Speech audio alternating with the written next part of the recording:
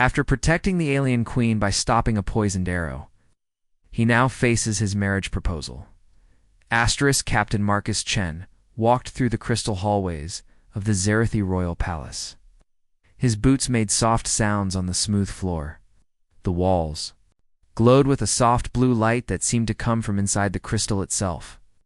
He had never seen anything like it on Earth. Marcus was not a soldier. He was not a hero.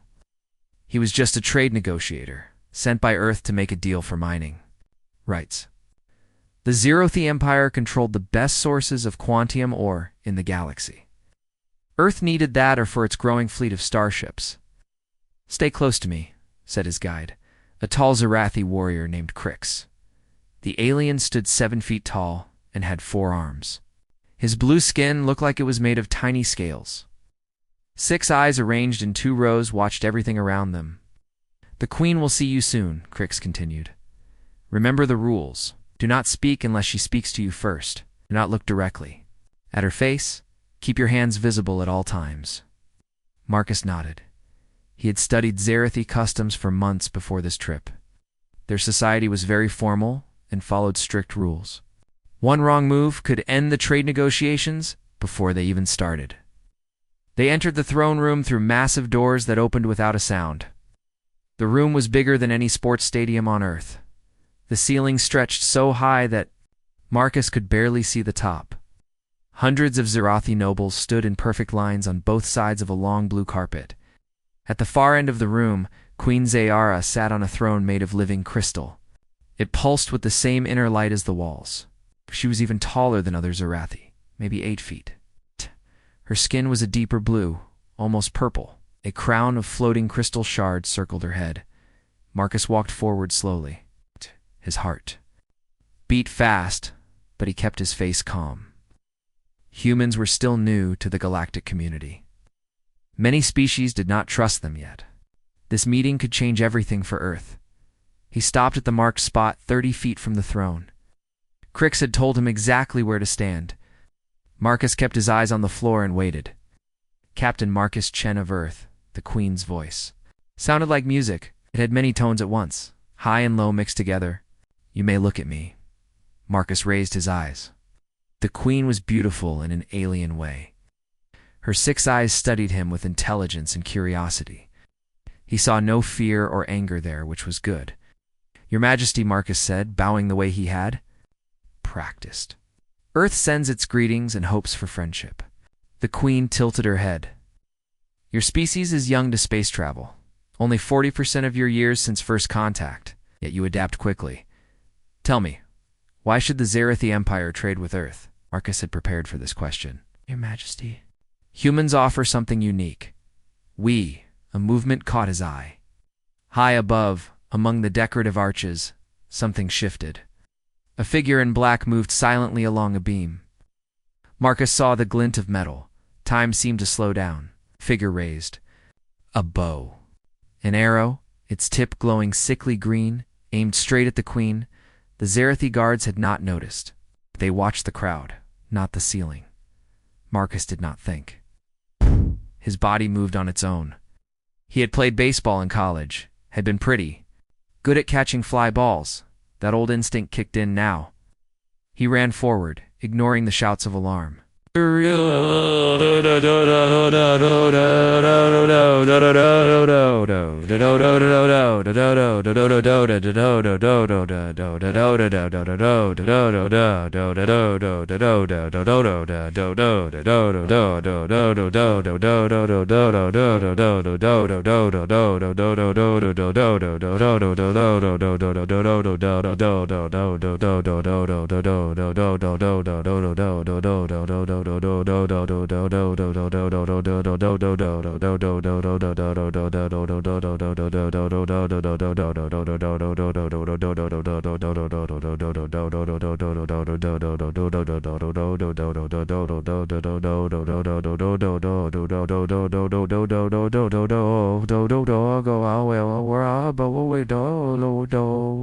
The arrow flew through the air, silent and deadly.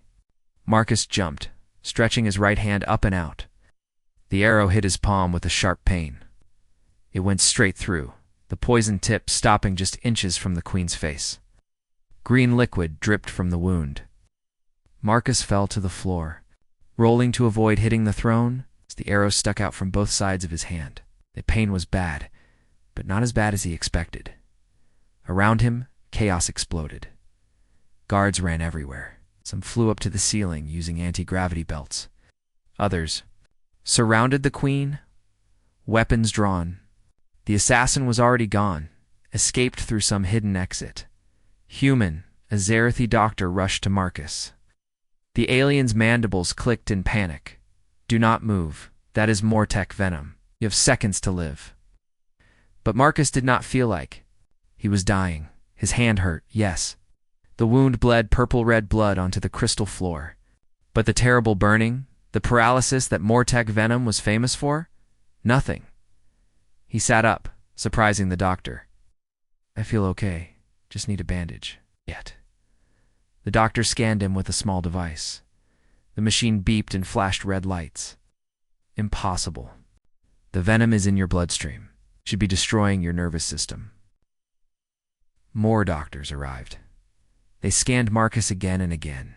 Each time, the result was the same. The deadly poison that could kill any known species in seconds was doing nothing to the human. Queen Zayara stood from her throne. The room went silent. She walked down the steps slowly, her forearms moving in a pattern Marcus did not recognize. Her guards tried to stop her, but she waved them away. She knelt beside Marcus.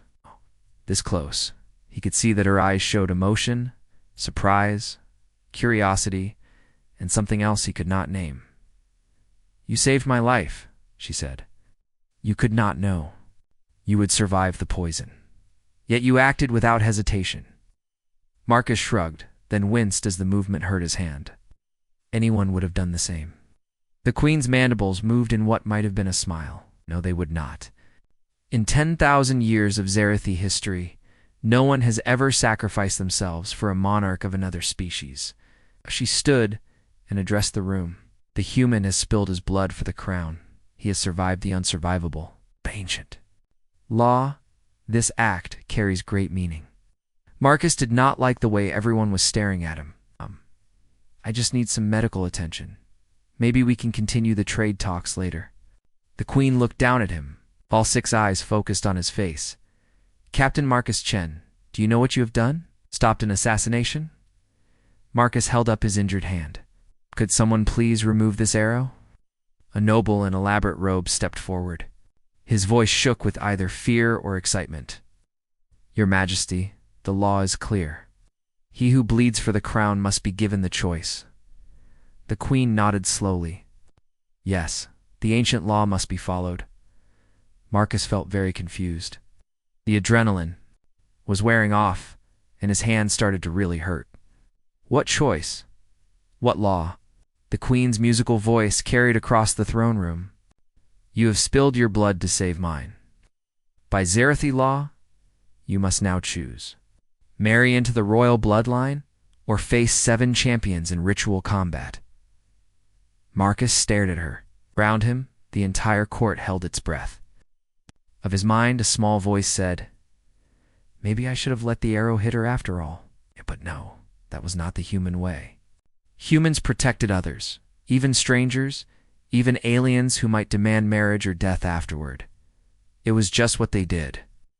As the doctors finally removed the arrow from his hand, Marcus realized his simple trade mission had just become much more complicated. Earth's first interaction with Scifi royal law was about to make history. Just wished it did not involve him bleeding on their very expensive floor.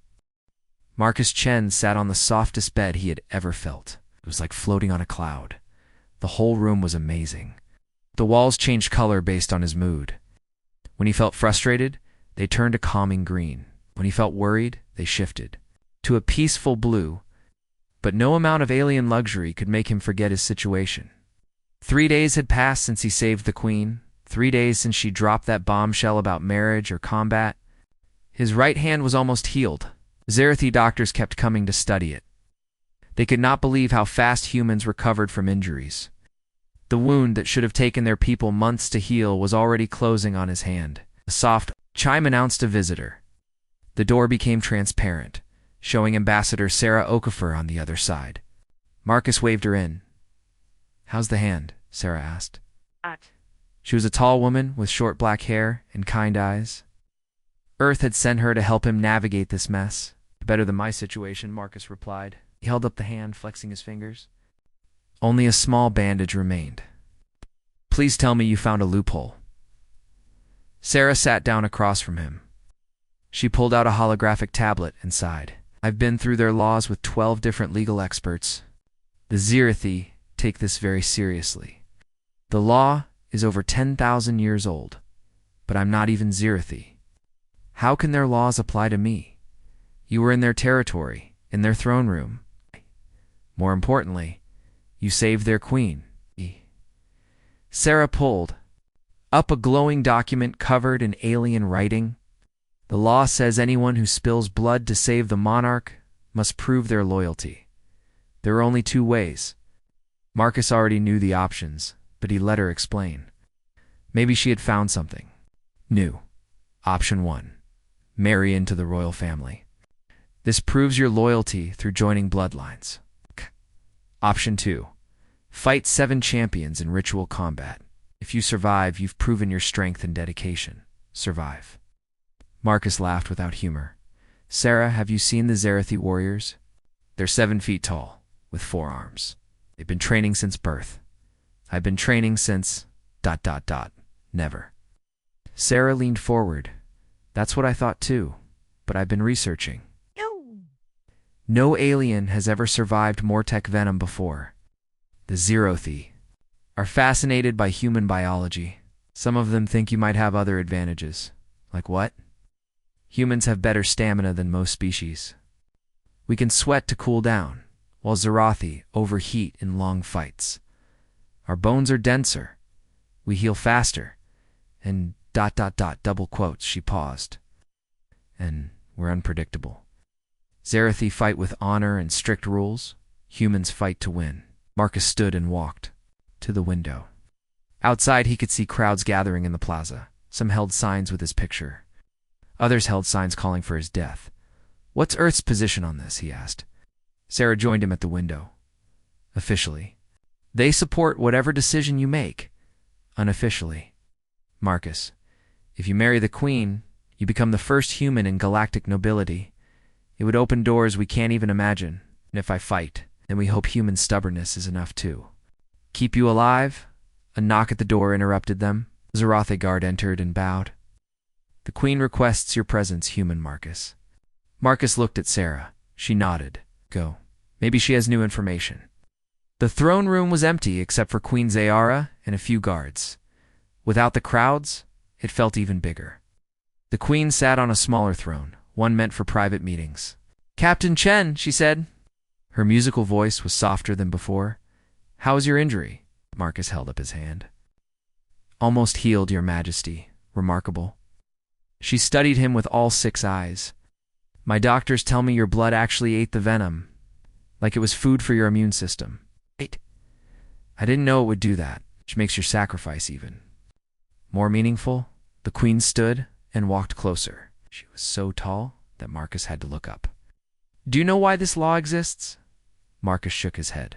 "Long ago, a noble saved my ancestor's life. It was a trick. He used the law to marry into.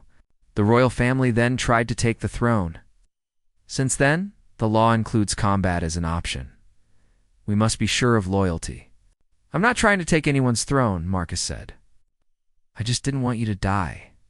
The queen's mandibles moved in that maybe smile again.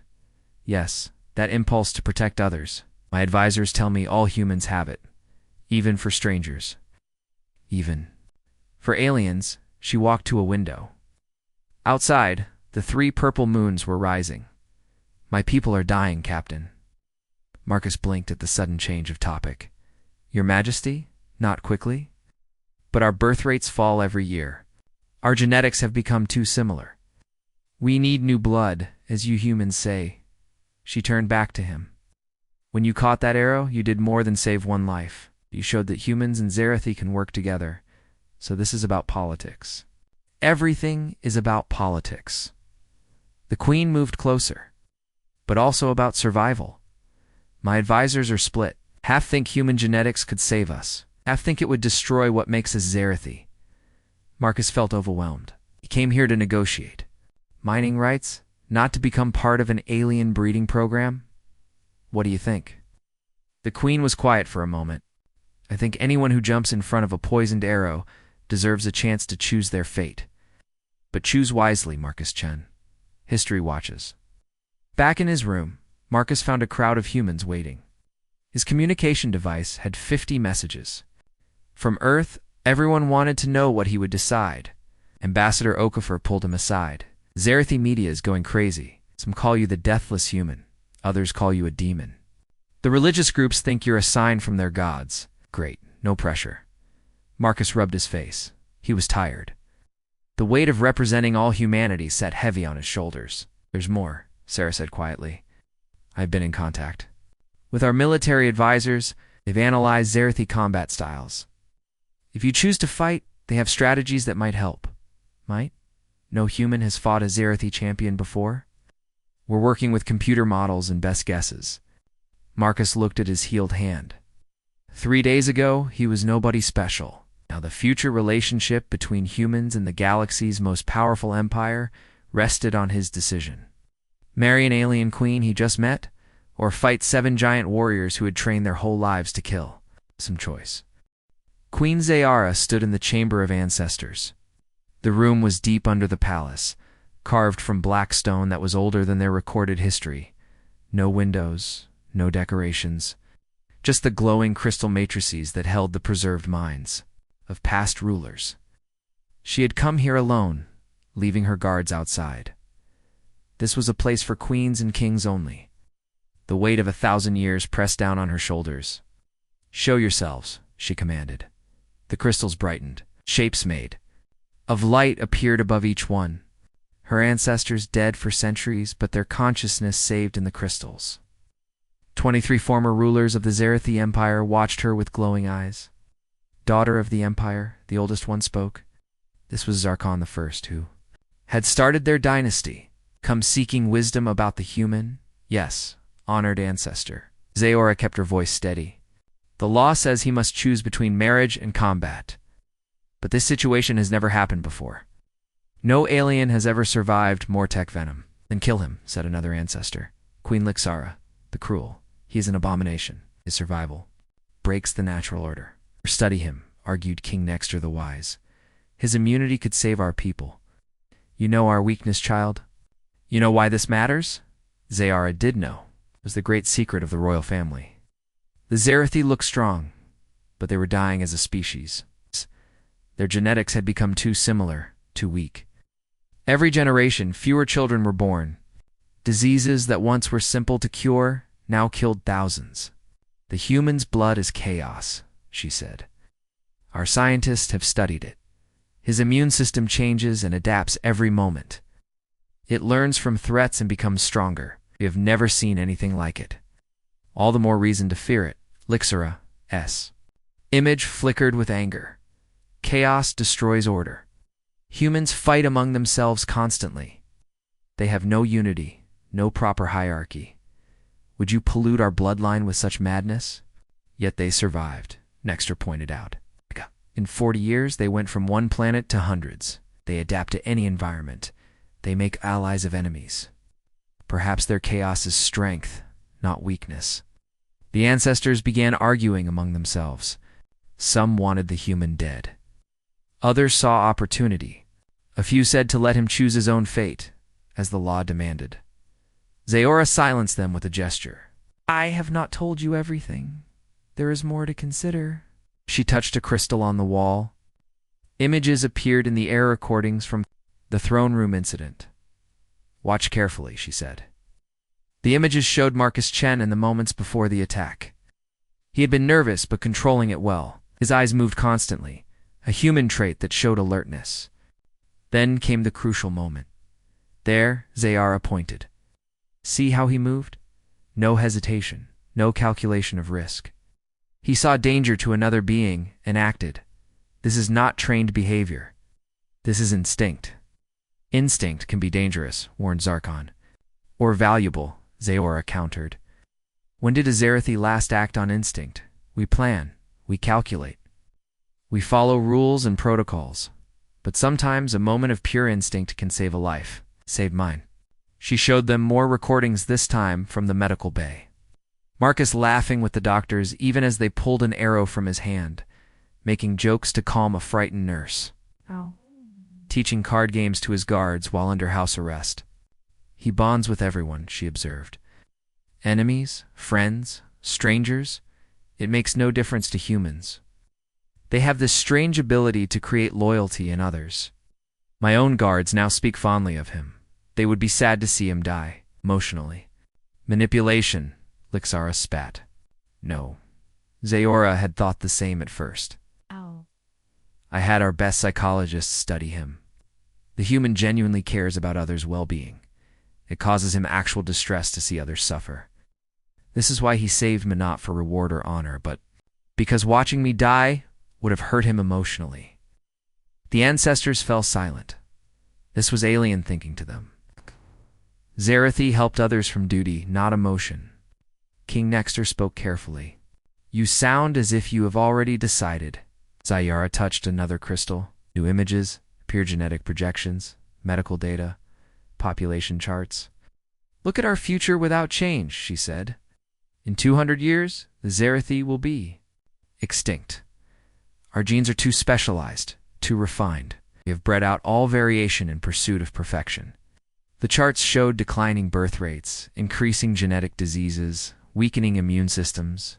It was worse than most of them had known. The human genome is chaos, she continued. But it is successful chaos. They heal from injuries that would kill us, adapt to environments that would destroy us. They survive diseases, poisons, radiation things. That end, other species barely slow them down. You want to breed with this creature? Zarkon sounded shocked. I want our species to survive, Zayara replied firmly. If that means introducing some chaos into our order, perhaps it is time. We have tried everything else. Pure bloodlines have failed us. Maybe impure ones will save us. The nobles will revolt, warned another ancestor. They will never accept a human in the royal line. Zayara's mandibles clicked a sign of determination. Some will, Lord Vexter, certainly. But others have sons and daughters dying from genetic collapse. They will understand that survival requires change. And if the human chooses combat instead? Asked Nexter. When he dies and we continue our slow extinction? Zeora turned to face all the ancestors at once. But I have studied him. Marcus Chen is intelligent. He will see that marriage offers better odds than fighting 7 champions. You assume he thinks like us, Lixora said. Humans are unpredictable. He might choose death over submission to our ways. That was true. Humans often made choices that seemed insane to other species. They had a saying, give me liberty or give me death. Many of them meant it literally. Then I must make the marriage option attractive to him, Zayara decided. It's not just survival, but partnership. Humans value that concept highly, she began. Walking between the crystal matrices, thinking out loud. He asked about trade rights for Earth. I could include favorable terms in the marriage contract. He seems to care about cultural exchange. I could promise human customs would be respected in our court. He has family on Earth they could visit. Freely? You would bargain with him? Zarkon sounded appalled. Queens do not negotiate with subjects. No, Zayara agreed. But perhaps it is time for a queen to negotiate with an equal. Another human concept that might serve us well. Ancestors erupted in argument again. This went against everything they believed, but Zayara had made her choice. The human would receive a proposal that respected his humanity while serving her empire's needs. She left the chamber. One last thought from Nexter followed her. Be careful, child. Humans have a way of changing everything they touch. Your empire may survive, but it will never be the same. Zayara smiled, a rare expression for her species. Good. Same was killing us anyway. Tomorrow, she would make the proposal. The human would decide their fate. And maybe, just maybe, chaos would save them all. Marcus Chen stood in front of a mirror in his guest room. He wore the ceremonial outfit the Zerathi had given him. a long robe that shifted colors like oil on water. It felt strange on his body, too long and too loose. "You look ridiculous," he told his reflection. "The outfit is a great honor," said Crix from behind him. The tall warrior had become something like a friend over the past week. "Those robes are woven from sacred silk. Only royalty may wear them." "I'm not royalty," Marcus reminded him. A trade negotiator who caught an arrow at the wrong time. Crix's mandibles clicked, and what Marcus had learned was laughter. The universe has a sense of humor. You came to negotiate mining rights. Now, you might become a prince. Marcus turned from the mirror. "Or I might die fighting 7 of your best warriors." "Don't forget that option. You would last maybe 10 seconds, Crix said honestly. "Our champions train from birth. They know every fighting technique in the galaxy." "No offense. None taken. I know I can't win a fair fight." Marcus straightened the robe. "That's why humans don't fight fair." The bell rang through the palace. The ceremony was beginning.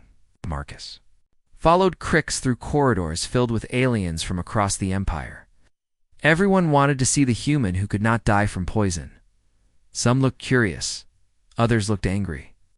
A few looked hopeful. They entered a different room than before. This one was smaller, more intimate. Maybe 100 witnesses instead of thousands. At the center was a raised platform with 2 circles drawn on the floor. Queen Zayara stood in one circle. She wore armor made of that same living crystal, and held for plasma blades, 1 in each hand. The weapons hummed with deadly energy. "Oh good," Marcus muttered. "Sharp things. My favorite." Ambassador Sarah Okafor appeared at his elbow. "Remember what we discussed? This is bigger than just you now. Earth needs this alliance." "No pressure, though," Marcus said dryly. "The Queen will perform the Dance of Blades," Sarah explained quickly. "It's a test of trust. Stand perfectly still. If you move, she might accidentally kill you. If you don't move, it shows you trust her with your life." "What if I don't trust her with my life?" "Then you die in the combat option anyway." Sarah squeezed his shoulder. "You've got this. Just think of it as the universe's worst marriage proposal." Marcus laughed despite his nerves. "On Earth, they just get down on one knee." "Earth is boring," Crix commented. "This is much more interesting." A drum began beating. The crowd fell silent. Marcus walked to the empty circle and stood inside. His heart pounded, but he kept his face calm. Humans were good at pretending not to be terrified. Queen Zayara began to move. The 4 plasma blades spun in complex patterns. She danced around him, the weapons passing inches from his skin. Marcus felt the heat from the blades, saw the air shimmer where they cut through. Every instinct screamed at him to duck, to run, to move, but he stood still, focused on the Queen's eyes. All 6 of them locked on his face. She was testing him, but also showing off. The dance was beautiful in a deadly way. The blades came closer. One passed so near his throat that it singed a few hairs. Another swept by his hand, the same hand that still had bandages from the arrow. Wound. Marcus did not move. The dance went on for 5 minutes that felt like 5 hours. Finally, the Queen stopped. She stood before him, breathing hard. The plasma blades pointed at the ground. "You did not flinch," she said. "I'm too scared to move," Marcus admitted, which made several aliens laugh. The Queen deactivated the blades and set them aside. "Marcus Chen of Earth, you have proven your trust. Now hear my proposal." She began to speak in the formal language of her people.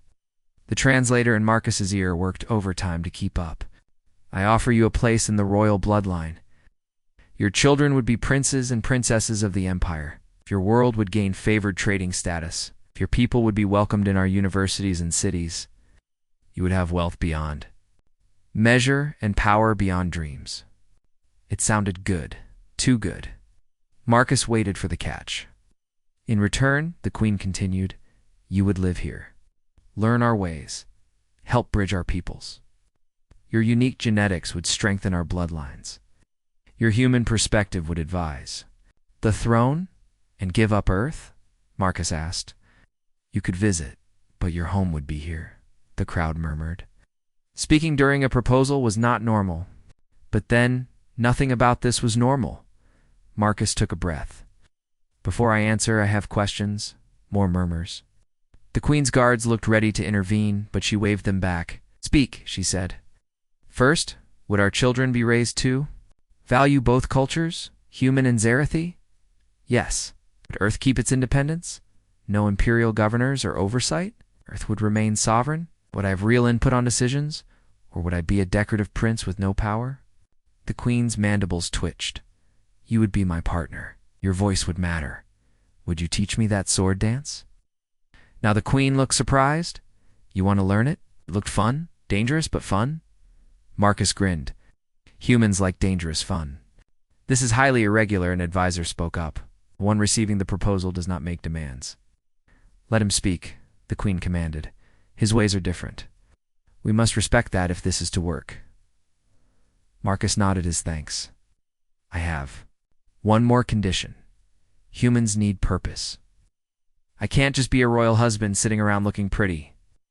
I want to establish a cultural exchange program. Humans learning here, Zarathi, studying on Earth, real understanding between our peoples. The Queen considered this. You would make this marriage about more than politics or genetics? Everything humans do is about connection, Marcus said. We're weird that way. We pack bond with anything other humans, aliens, robots, even plants. Give us a chance, and we'll probably pack bond with your entire empire. Is that a threat? One noble called out. No, Marcus smiled. It's a promise. We're aggressively friendly. It's kind of our thing. The Queen stepped out of her circle and approached him. Up close, her height was intimidating, but her eyes were thoughtful. You would choose marriage over combat, she asked quietly. I'm not stupid, Marcus replied. 7 champions would turn me into paste. But more than that, ... double quotes. He paused, choosing words carefully. This could be the beginning of something amazing, not just for me, but for both our species. How often does someone get a chance to build bridges between worlds? And if you are unhappy here, then we work on it. Humans are good at adapting. We're also good at complaining until things get better. You'll probably get sick of human feedback within a year. The Queen did something unexpected then. She laughed. It sounded like wind chimes in a storm. It's very well, Marcus Chen. Make your choice. Marcus looked around the room, at Sarah, who nodded encouragingly, at Crix, who gave him a 4-armed thumbs up, at the crowd of aliens, waiting to see what the crazy human would do. I accept, he said. Let's make history. The room exploded with noise. Some cheered, some protested. But Marcus only watched the Queen, who smiled in her alien way. Welcome to the family, she said. Try not to break too many traditions. No promises, Marcus replied. But I'll try to break them gently. 6 months later, the wedding of Queen Zayara and Marcus Chen was watched by 30 billion beings across the galaxy. Ships from 100 worlds orbited the Zarathi homeworld. Even species that hated each other came to see history being made. Marcus stood at the altar wearing a mix of human and Zarathi clothing. His Earth-style suit jacket was made from color-shifting Zarathi silk. His shoes were human leather, but decorated with alien crystals. He looked like what he was, a bridge. Between 2 worlds, stop fidgeting, Sarah whispered from her place as Earth's official witness. You're on camera. These crystals itch, Marcus whispered back. Yeah. And I think my translator is picking up someone's grocery list. From the other side, Crix clicked his mandibles. The bride approaches. Try to look royal. Settle for not. Tripping, Marcus muttered. The great doors opened. Queen Zayara entered, and even Marcus had to admit she looked magnificent. Her dress combined, flowing Zarathi, designed with white silk from Earth. Her crown now included a small piece of Iron Earth's contribution to the royal jewels. The ceremony itself mixed both cultures. They exchanged vows in 3 languages, Zarathi and Galactic Standard. Marcus had to drink something that tasted like spicy mud, while Zayada tried chocolate for the first time and made a face that became an instant meme across human space. The fighting exhibition was the best part. Tradition demanded the groom prove his warrior skills. Since Marcus had none, he got creative. He introduced the Zarathi to paintball. "This is your warrior art?" Lord Vexter asked, covered in bright pink paint splatters. "We call it tactics," Marcus said, hiding behind cover. "Also, it's fun." By the end, half the royal guard wanted their own paintball gear. The other half wanted revenge. Marcus counted it as a win. But the real changes came after the wedding. Within the first month, Marcus established movie night in the palace. Every week, humans and Zarathi gathered to watch films from both cultures. The aliens discovered they loved human comedies. Humans found Zarathi historical dramas surprisingly addictive.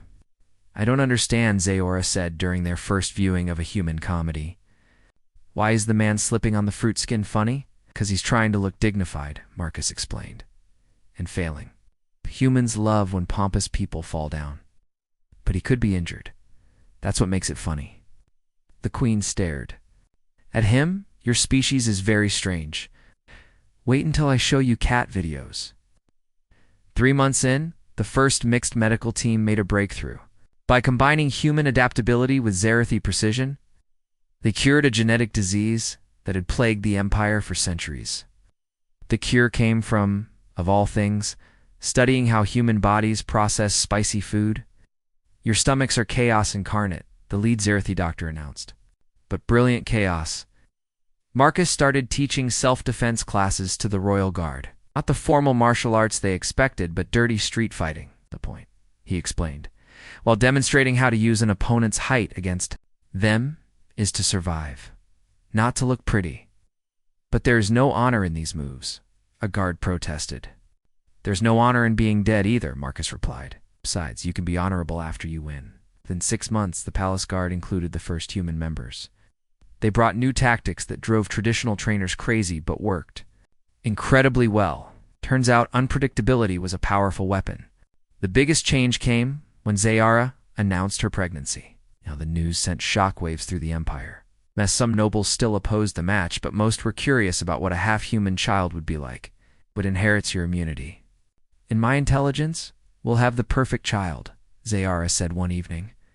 "What if it's the other way around?" Marcus asked. "My intelligence and your immunity?" "No." She considered this. "Then we'll love it anyway and teach it paintball." Marcus laughed and kissed her forehead, a human gesture she'd grown to enjoy. "See, you're learning." The cultural exchange program exceeded all expectations. Young Zarathi traveled to Earth to study human creativity and adaptability. Humans came to learn Zarathi discipline and technology. Both groups drove their teachers slightly insane. The humans asked why about everything. One Zarathi professor complained, "Even when I explain, they ask, 'But why?' again." The Zarathi students follow every rule exactly, a human teacher reported. "I told them to think outside the box, and they asked for the box's exact dimensions. But slowly they learned from each other." Marcus's favorite change was smaller but significant. Coffee conquered the Zarathi Empire in less than 3 months. The beings who had never needed stimulants became absolutely addicted to Earth's favorite beverage. "This is liquid productivity," declared the Minister of Finance on his 5th cup of the day. "We've created monsters," Sarah told Marcus during a visit. "Caffeinated, 4-armed monsters." "Could be worse," Marcus said. "Wait until they discover energy drinks." A year after the wedding, Marcus stood on the palace balcony with his wife and newborn daughter. The baby had her mother's blue skin, but only 2 arms. Her eyes, 4 of them, were surprisingly human in their expressiveness. But the doctors said she had inherited both species' best immune systems. She would be strong. "What are you thinking?" Zaora asked. "About a year ago, I just wanted mining rights," Marcus said. "Now I have a family, a cross-species alliance, and an empire addicted to coffee. Life is weird. Good weird? At the best. Weird." Below them, the capital city buzzed with activity. Human shops sold earth goods next to traditional Zarathi vendors. Mixed groups of teenagers hung out in cafes, sharing music and gossip. A human artist painted a mural while Zarathi children watched in fascination. "Your ancestors were wrong." "About one thing," Marcus said. "What's that?" They thought humans would contaminate your order with chaos. He gestured at the busy, vibrant city below. But look, we didn't destroy your order, just made it more interesting. Ciara watched her people happier and more energetic than she'd ever seen them. Or, human chaos mixed with Xerathi order had created something new, something better. The Empire will never be the same, she agreed. Good, Marcus said, echoing her words from months ago. The same was boring anyway. Their daughter gurgled and reached for the stars with one tiny blue hand. She would grow up in a galaxy where humans and Xerathi were allies, where differences were celebrated, where catching a poisoned arrow could lead to love and change the fate of civilizations. What should we teach her first? Zayara asked. Xerathi discipline or human creativity? Both, Marcus said. But maybe start with paintball. It's important to have priorities. The queen laughed, a sound that had become common in the palace. Below them, two civilizations continued the slow, messy, wonderful process of becoming one family. And somewhere in the royal archives, historians noted that day humanity proved its worth not through conquest or technology, but through bad jokes, hot coffee, and the audacious belief that anyone could be family if you tried hard enough. The galaxy would never be the same, and everyone agreed that was probably for the best.